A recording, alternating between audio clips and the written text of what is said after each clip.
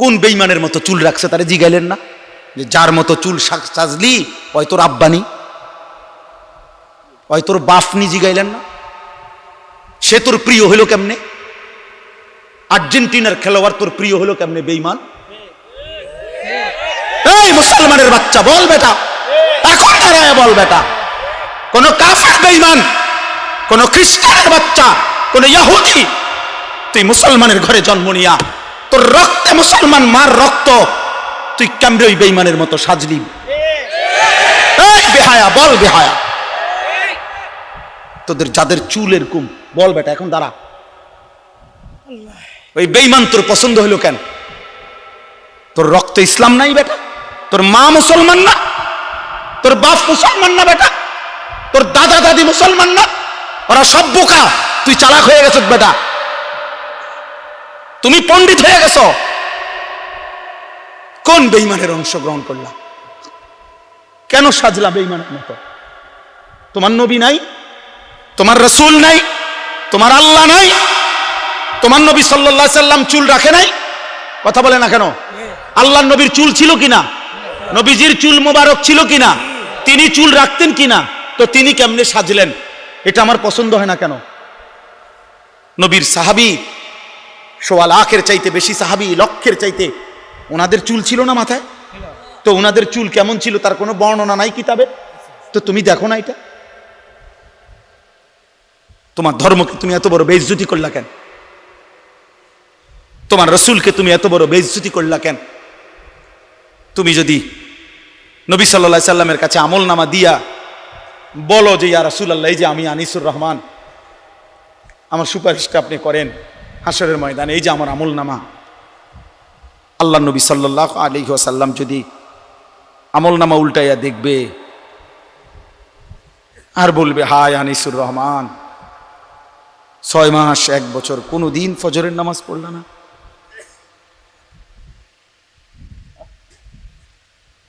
আমার উম্মত, আমি 23টা বছর চোখের পানি ফেললাম, আমি কত পাথরের আঘাত সইলাম, আমি ক্ষুধার কষ্টে পেটে পাথর বাঁধলাম, আমি দান দান শহীদ করা রক্ত নিয়ে ময়দানে বেহুশ হয়ে পড়েছিলাম, আমি সারা রাত দাঁড়িয়ে চোখের পানি ফেলে তোমাদের জন্য, উম্মতের জন্য কেঁদেছিলাম, বিনিময়ে এই আমলনামা? 30 বছর তুমি মুসলমান সুদ খায়,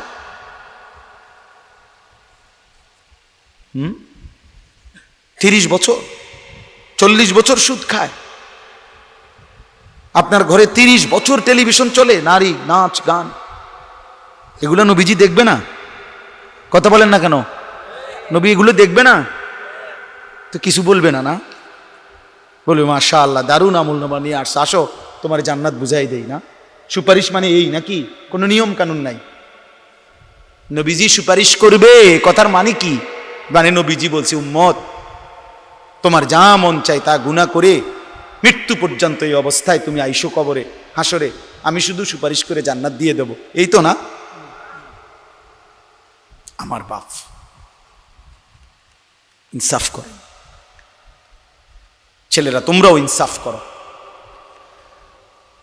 প্রিয় ভাই আমার, ভাবতে শিখো। কেমনে দেখাইবা? রাসূলুল্লাহ সাল্লাল্লাহু আলাইহি সাল্লাম কাঁদবেন, চোখের পানি ফেলবেন, বলবেন, উম্মত আমি শ্রেষ্ঠ নবী, তুমি আমার শ্রেষ্ঠ উম্মত, শ্রেষ্ঠ উম্মত হইয়া তুমি আমার এই হাসরের ময়দানে কেমনে পারলা এত বড় বেইজ্জতি করতে? আল্লাহর কাছে নবী যখন পেশ করবে, রব্বুল আলামিন আমার উম্মতের আমলনামা সুপারিশ করলাম, রব্বুল আলামিন বলবে, বন্ধু এটা কি আমলনামা দেখাই? কোন বাবা যদি 12 বছর বিদেশ থেকে ছেলেটার জন্য টাকা পাঠায়, 12 বছর পরে ছেলেটা ইন্টারমিডিয়েট পাশ করে পরীক্ষার রেজাল্ট দিছে, যেদিন সেদিন দেখছে যে ফেল, ওই বাপ যদি চিৎকার করে কাঁদবে আর বলবে যে, আরে বাপ তুই জানোস না আমি 12টা বছর আমি এই রোদ ভরা ঘামে ভরা বিদেশের মধ্যে থাইকা টাকাগুলো রোজগার করে, বিশ্বাস করেন জানেন না, আমি হজ্জের সফর থেকে আসছি অল্প কয়দিন হয়, ঠিক এই গত মঙ্গলবারে, আজকে মঙ্গলবার, কত প্রবাসী যে আমি দেখছি, আমার ছোট ভাই এই যে মাওলানা আতিক, গত বছরও আমার সাথে সে উমরার সফরে ছিল রমজান, ওই দেখছে যে প্রবাসী গো, কারণ আমি হাঁটতেই পারি না কোন আন দিয়ে, যে এন দিয়ে হাঁটি, এন দিয়ে মনো 10, 20, 50 জন পোলাফাইট, আমরা দেশি যেখান দিয়ে দেখে ওখান দিয়ে যাতা দিয়ে দেন, এ জড়ায় ধরে ধরে কান্দে যে হুজুর 12 ঘন্টা 14 ঘন্টা ডিউটি করি এই প্রখর রৌদ্রের মধ্যে, এরপরে নিজের খানা নিজে, নিজের জামাটা নিজেই ধোয় না, কে ধুইব না, তো নিজের রান্নাটা নিজে রান্ধে, একটা ছোট্ট রুমের মধ্যে মানুষ আড়ে না, 6 জন থাকে 12 জন, কোনো রকমে জান্ডা লইয়া পড়ে আছে, যে বুকটা বাইন্দা কলজাটা বাইন্দা এই 2 টাকা 5 টাকা জমাইয়া সবটা টাকা বাড়ি ঘরে বউ বাচ্চার জন্য, মা বাবার জন্য, তাদের মুখে হাসি ফুটার জন্য দিয়ে দেয়। সেই বাবা 12 বছর পরে সে কি পরিমাণ কাঁদবে আর বলবে, সন্তান আমার রক্ত পানি করা এই টাকার বিনিময়ে এই রেজাল্ট,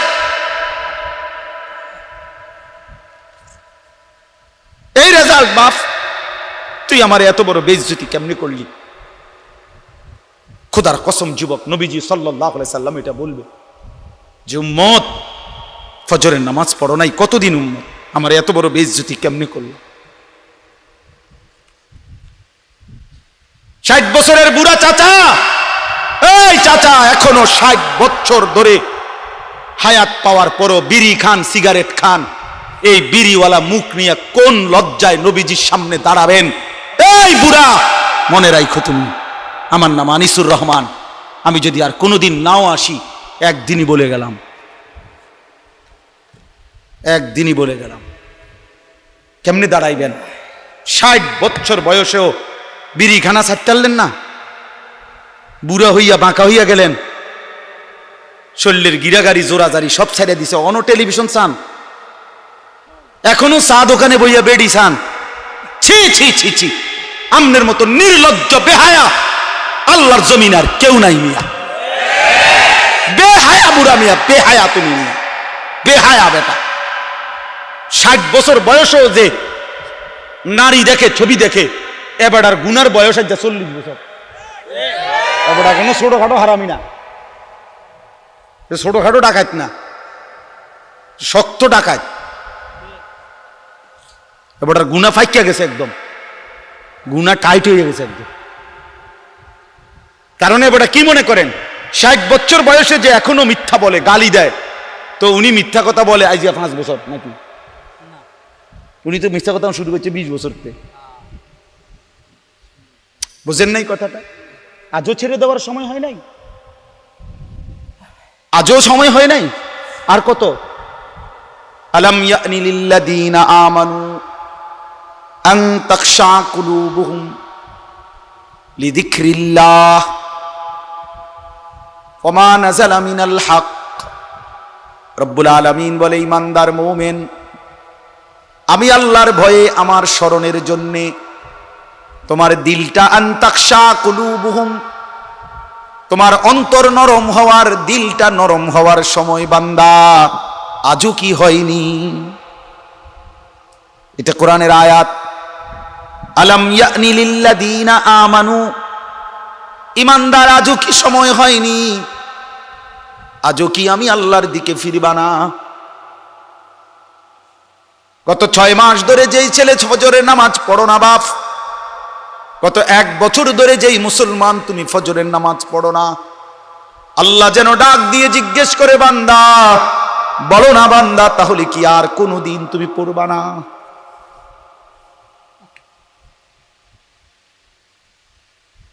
আমি কি বুঝি তোমাকে এমনি এমনিই খাওয়াবো আর পড়াবো, তুমি কি আমাকে সেজদা দিবা না?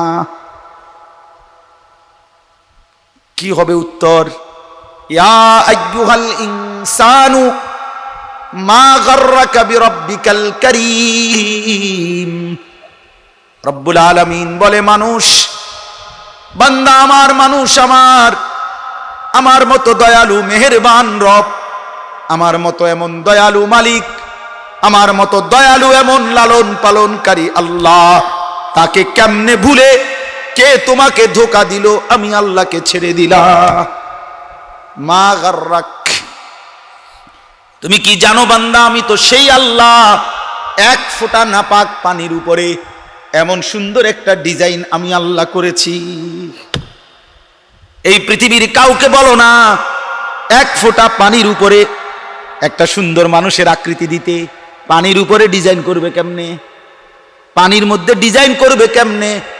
রব্বুল আলামিন বলে, বীর্যের এক ফোঁটা পানির মধ্যেই তো আমি এমন সুন্দর আকৃতি দিয়েছি। ইন্না খালাকনাল ইনসানা মিন নুতফাতিন আমশাজ, নাপাক বীর্যের ফোঁটা থেকেই তো আমি আল্লাহ মানুষকে বানিয়েছি। আল্লাযী খালাকাকা ফাসাওয়াকা ফাআদালাক ফি আইয়ি সূরাতিন মা শাআ রাক্কাবাক, আমি তো বানিয়েছি, আমি তো সাজিয়েছি, আমি তো এমন সুন্দর চেহারার রং দিয়েছি। এমন দয়ালু মাওলা কেমনে ভুলে গেলা? কেমনে ভুলে গেলা? আলাম নাজআল লাহু আইনাইন, আল্লাহ বলে, বলো না বান্দা, আমি কি দুইটা চোখ দেই নাই? বলো, সবাই উত্তর দেন। হ্যাঁ, ওয়া লিসানান, আল্লাহ বলে, বলো না বান্দা, আমি কি জিহ্বা দেই নাই? ওয়া শাফাতাইন, আল্লাহ বলে, বলো না বান্দা, আমি কি দুইটা ঠোঁট দেই নাই? দিয়েছেন। তাইলে সেই মালিক যদি বলে, বান্দা আমার দেওয়া জবানে আমার নামটা আমি শুনতে পারলাম না কেন? আমার দেওয়া চোখে আমার কালাম তুমি দেখলা না কেন? আমার দেওয়া কপাল আমি আর রব্বুল আলামিন আমারে সেজদা দিলা না কেন? বন্ধু মনে রাখো ভাইয়া, একটা কথা শক্ত কই, রাগ হইও না প্রিয় ছেলে বাপ, এই কপাল পৃথিবীতে উপার্জনের দুনিয়াবি কোনো কাজে লাগে না। এই হাত পাও এগুলা মানুষের অঙ্গ প্রত্যঙ্গ কাজে লাগে বিভিন্ন উপার্জনের কামে। এই কপাল এটা দুনিয়াবি কোনো কামে লাগে না, এটা কোনো কাজের জন্য, ওটা দিয়ে কোনো উপার্জনের কোনো কামে, দুনিয়ার কামাইয়ের কোনো কাজে এই কপালের এটুকু জায়গা ব্যবহার হয় না, এটা লাগে না আর কি। তাই এটা আল্লাহ তাআলা কেন বানাইছেন? খোদার কসম, রব্বুল আলামিন এই কপাল শুধুই সেজদার জন্য বানাইছেন, শুধু সেজদার জন্য। এই জন্য যে কপাল সেজদা দেয় না, যে কপালে সেজদা নাই, তুই মানুষও না, মানুষের বাচ্চাও না, ইনসানের কোনো কাতারে সে পড়ে না, সে কোনো মানুষের কাতারে পড়ে না, ইনসানের কোনো কাতারে পড়ে না যার কপালে সেজদা। কারণ কপাল বানানোই হয়েছে। সেজদা কাকে বলে? ওয়াদউল জাবহাতে আলাল আরদ, জমিনের মধ্যে কি রাখা? তো কপাল রাখাটারই কি কয়? তার মানে সেজদা কপাল, কপাল বানানোই হয়েছে কিসের জন্য? সেজদা। নবী সাল্লাল্লাহু আলাইহি সাল্লাম বলেন, আকরাবু মা ইয়াকুনুল আবদু মির রাব্বিহি ওয়া হুয়া সাজিদ। নবীজি বলেন, কোন বান্দা আল্লাহর সবচেয়ে ঘনিষ্ঠ হয়, আকরাব সবচেয়ে ঘনিষ্ঠ হয় যখন সে সেজদা করে। সেজদা করে। এজন্য আমার শায়েখ আল্লামা মুফতি মুশতাকুন নবী কাসিমি হুজুর সবসময় এটা বলে যে কোন বান্দা যখন সেজদা করে তো আল্লাহ তাআলা তার পিঠে মাথায় এভাবে হাত বুলায় দেয়, আদর করে। আল্লাহ আদর করে, আল্লাহর কুদরতি পায়ে সেজদা দেয়, মালিক তখন আদর করে দেয়, পিঠে মাথায় হাত বুলায় দেয়। আল্লাহ ডেকে বলে, আনিস আমারে সেজদা করছো না, ইরফা রাসাক, উঠাও, মাথা উঠাও, ওঠো, বসো, বসো, আর কিছু বলবা কিনা বলো। তো বান্দা বলে, আত্তাহিয়াতু লিল্লাহি ওয়াস সালাওয়াতু ওয়াত তাইয়্যিবাত। আল্লাহ বলে, আচ্ছা আমার প্রশংসা করলা, খুশি হলাম, আর কিছু? আল্লাহুম্মা সাল্লি আলা মুহাম্মদ ওয়া আলা আলি মুহাম্মদ। ও মাশাআল্লাহ, আমার বন্ধুর প্রশংসা করলা, দুরূদ পড়লা, আমি এত খুশি হলাম, এখন কিছু আর বলবা? তো বান্দা বলে, আল্লাহ সেজদা দিয়ে আপনার কাছে আসলাম, আপনার প্রশংসা করলাম, আপনার বন্ধুর দুরূদ পড়লাম, একটা উদ্দেশ্য আছে, মাকসাদ আছে। কি মাকসাদ, কি উদ্দেশ্য? আল্লাহুম্মা ইন্নী যালামতু নাফসি যুলমান কাসীরা। আয় মাওলা, আমি বড় নাফরমান মাওলা, আমার গুনাহ অনেক বেশি মাওলা, আর আমি জানি ওয়ালা ইয়াগফিরুয যুনুবা ইল্লা আনতা, আপনি ছাড়া আর মাফ করার কেউ নাই। এই জন্য আপনার এত কাছে আসলাম, আপনার স্পর্শ পেলাম, আপনার বড় আকরাব ঘনিষ্ঠ হলাম, উদ্দেশ্য হলো ফাগফিরলি মাগফিরাতাম মিন ইনদিক, আপনার পক্ষ থেকে আমারে ক্ষমা করে দেন, ওয়ারহামনি, আমার একটু দয়া করে দেন, ইন্নাকা আনতাল গফুরুর রহিম, আপনি মাফ করবেন না কা, আপনি তো ক্ষমাশীল, আপনি দয়া করবেন না কেন, আপনি তো রহিম, দয়াবান। আল্লাহ বলে, কস কি রে বান্দা, এত আদর করে বললে মাফ না করি কেন? হ্যাঁ, কি কইছেন এখন? আল্লাহু আকবার। এই জন্য বান্দা যখন সালাম ফিরায় এই ডানে বামে, তখনই একবার কি পড়ে? আল্লাহু আকবার। অর্থাৎ উদ্দেশ্য হলো সে সালাম ফিরাইয়াই আল্লাহু আকবার বলে, অর্থ বলে আর মানুষের জানায়, ভাই সাহেব আল্লাহ বহুত বড় মহান, উনি আমার মাফ করে দিচ্ছেন। আল্লাহু আকবার। এই জন্য আপনারাই তো কইয়া উঠলেন আল্লাহু আকবার নিজে নিজে। আল্লাহু আকবার। এই জন্য দোস্ত, বান্দা সেজদা দিয়ে বসলে সালাম ফিরাইবার আগে আগে রব মাফ করে। চলো ইনশাআল্লাহ রাত গভীরে চলো নিয়ত করি ইনশাআল্লাহ। নওজোয়ান, আগামী দিনে ইসলামের জন্য তোমাদের দরকার।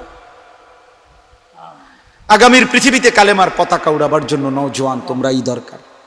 প্রিয় নবী সাল্লাল্লাহু আলাইহি ওয়াসাল্লাম তারিখের মধ্যে কথা স্পষ্ট আছে।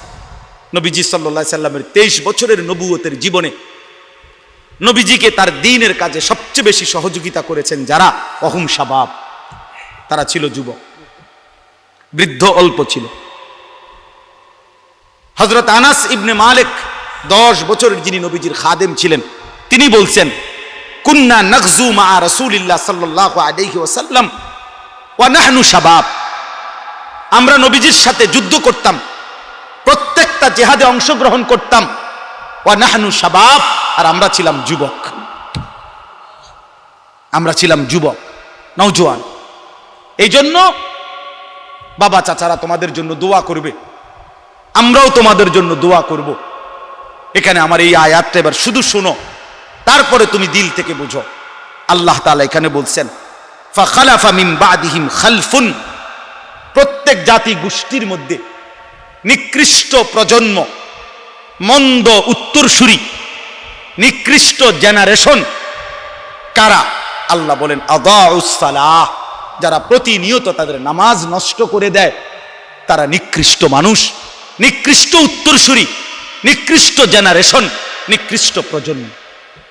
তোমরা আজকে যারা 15 থেকে 20-30 বছর, প্রিয় ভাই আমার, তোমরা একটি জেনারেশন, তোমরা একটা প্রজন্ম, 2 বছর 4 বছরের ব্যবধান, কাছাকাছি সময়, তোমরা একটি প্রজন্ম, একটি জেনারেশন, তোমরা উত্তরসূরি পূর্বসূরিদের। আল্লাহ তাআলা বলেন এই নিকৃষ্ট, খালফুন অর্থ হলো মন্দ প্রজন্ম, নিকৃষ্ট উত্তরসূরি কারা? আদাউস সালাহ, যারা তাদের নামাজ নষ্ট করে দেয়। কি নষ্ট করে? বলেন না, কি নষ্ট করে? ভাইয়া শেষ করে দিচ্ছি, আর 10টা মিনিট। কি নষ্ট করে? নামাজ নষ্ট। এনে তাফসীরের মধ্যে আছে, প্রিয় ভাই বাবা সবাই শোনেন। আল্লাহ তাআলা বলছে ওই মানুষগুলো নষ্ট, নিকৃষ্ট, মন্দ, যারা কি নষ্ট করে। এখানে তাফসীরের মধ্যে স্পষ্ট আছে যে এখানে আল্লাযীনা তারাকুস সালাহ, যারা টোটালি নামাজ ছেড়ে দেয়, নামাজ পড়েই না, তারা উদ্দেশ্য না, তারা উদ্দেশ্য নয়, তারা এমনি বাদ, তারা কোনো মানুষের আইটেমের মধ্যেই নাই, বরং ওই মানুষরা নিকৃষ্ট, মন্দ, যারা নামাজ তো পড়ে কিন্তু পড়ার নাম করে এটারে নষ্ট করে। কিভাবে নষ্ট করে? তাফসীরের মধ্যে আছে 3 ভাবে নামাজকে নষ্ট করে। 1, নামাজের ওয়াক্তে সব সময় নামাজকে বিলম্ব করে পড়ে। আল্লাযীনা ইউআখিরুনাস সালাহ, তাখির করে নামাজকে সব সময়। 1টা বাজে জোহরের আজান, এবারে 4:30 বাজে, 4:15 বাজে, ওই সময় বেরাত লাগাইয়া এরপরে নামাজ পড়ে। আমরা দেশের বেডিতের মতো, আমাদের দেশের মহিলাদের খাসিয়ত এটা বেশি। জোহরের নামাজ একবারে বেরাত লাগাইয়া শেষ টাইমে সমস্ত রান্না বান্না, করলা ভাজি, ডাল সব রান্না শেষ হয়েছে, গরু গোসল করাইছে, ছাগল গোসল করাইছে, উডান ঝাড়ু দিছে, আর অত্র ইউনিয়নে আর কোনো কাম নাই, সব কাম শেষ কইরা এবারে এবারে গেছে গোসল করতে। গোসল করে আইসা, এরপরে আইসা রুকু সেজদা দপাদপ 12 রাকাত নামাজ 27 মিনিট আপনি উড়াইয়া লাইছে, সোজা কথা সুইরা লাইছে নামাজ, দুমাদুম নামাজ। সব মহিলা না, যে মহিলা এমন করে না উনি রাগ করার দরকার কি, আপনি তো এরম করেন না। আর যে বেডি এরম খাচ্ছতের, আপনি রাগ করলে কি, আপনি চেতলেই কি, কথা বুঝেন নাই কথা, আপনি চেততে ভালো হয়ে যান, কথা বুঝেন না। আপনি যদি জিদ উঠে আপনি এটা বলেন যে যা হুজুরে এত বড় কথা কইলো, যা 101টা বাজে নামাজ পড়লাম, তো মাশাআল্লাহ আমরা তো এটাই চাই, আমরা যাতে এরম চেত ওঠে। এই জন্য যারা নামাজকে দেরি করে, নামাজকে দেরি করে, নবীজি সাল্লাল্লাহু আলাইহি সাল্লামের স্পষ্ট হাদিস আছে, বয়স্ক বাবা মাঝ বয়সী আপনাদেরকেও বলি বাবা, নবীজি বলছেন ওই নামাজ মুনাফিকের নামাজ। আসরের নামাজের একটা অভ্যাসের ব্যাপারে নবীজি বলছে যে তিলকা সালাতুল মুনাফিক, ওই নামাজ মুনাফিকের নামাজ, মুনাফিকের নামাজ। ইয়ারকুবু হাত্তা তাগরুবা শামস, যে আসরের নামাজ না পড়ে বিলম্ব করে, এমনকি সূর্য ডুবার কাছাকাছি হয়ে যায়, ঠিক ওই সময় হাত্তা কানাত বাইনা কারনাই শাইতান, সূর্যটা তখন ডুবতের সময় শয়তানের 2 শিঙের মাঝখানে থাকে। নবীজি বলেন কামা ফানাক্কারা আরবাআন, তখন ওই লোক আসরের নামাজের নাম করে 4 রাকাতে যেন 4টা ঠক্কর মারে। লা ইয়াযকুরুল্লাহ ইল্লা কালিলা, ঠিকমতো তাসবিহগুলো নামাজের আহকামগুলো আদায় করে না। নবীজি 3 বার বলছে ওইটা মুনাফিকের নামাজ, মুনাফিকের নামাজ, মুনাফিকের নামাজ। তাহলে কি বোঝা গেল?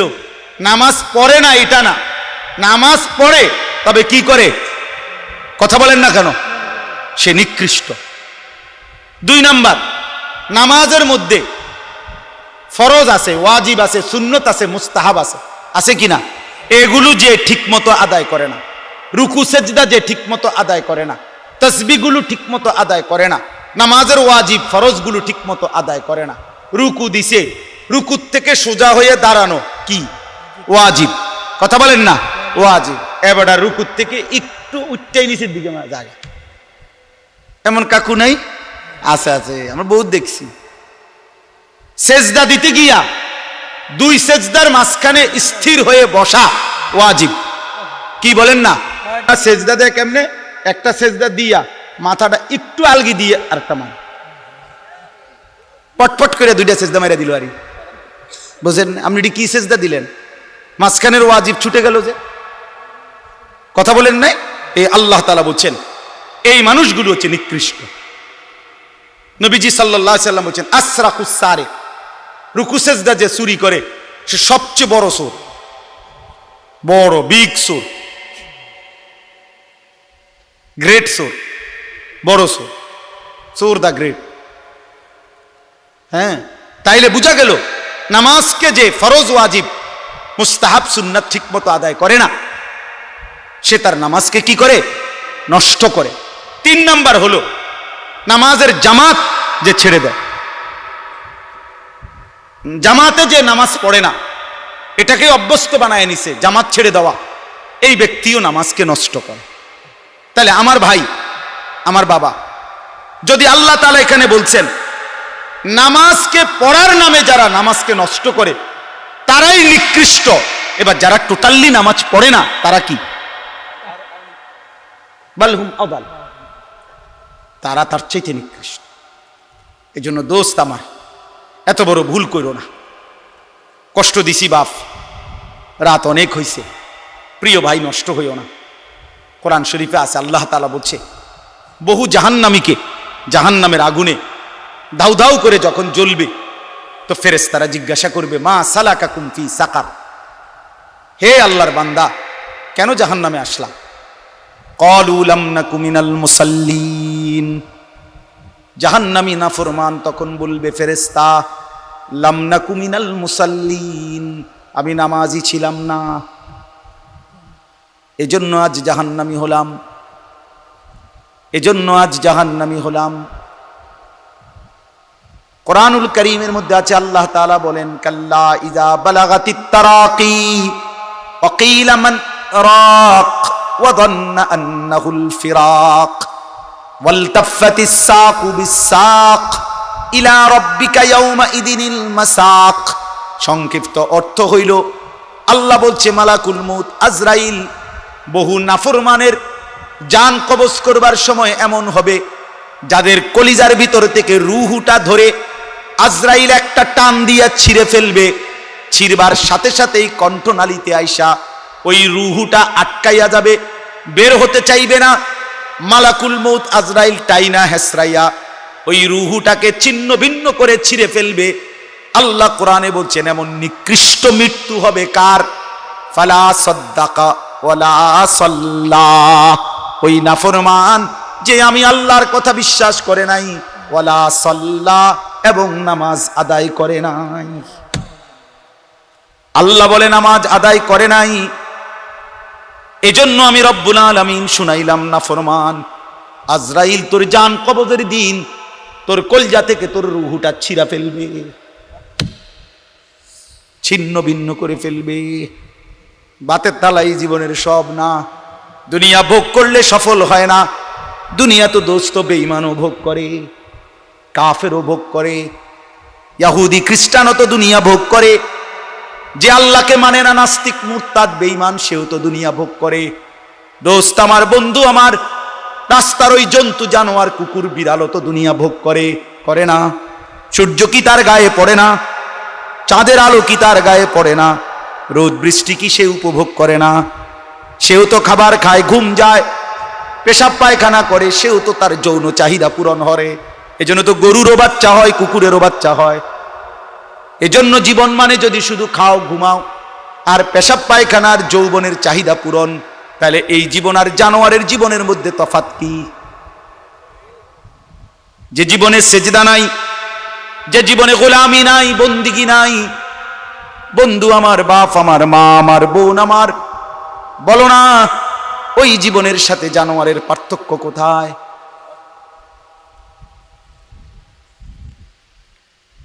আল্লাহ বুঝদান কর।